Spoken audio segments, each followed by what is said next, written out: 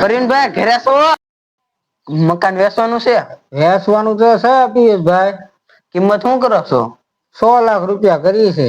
5 લાખ માં આપવું છે? 5 લાખ માં આપતી તો ખરા, પણ ખીલી નથી આપવાની. હા તો કાંઈ વાંધો નહીં, લીધું તો 5 લાખ માં. કાંઈ વાંધો નહીં.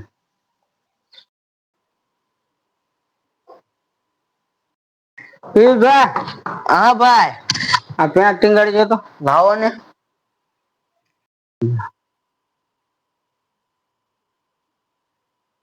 जरा सबर करो। બોલો ના, આ બુશર્ટ ટીંગાડી જો ને.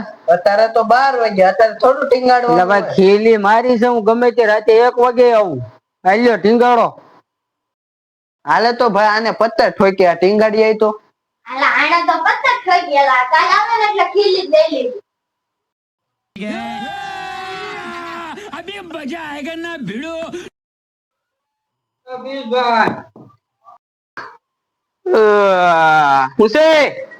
ધાબળી ટીંગાડતો ને. ઈ ધાબળા બાબળા ટીંગાડવાના નથી.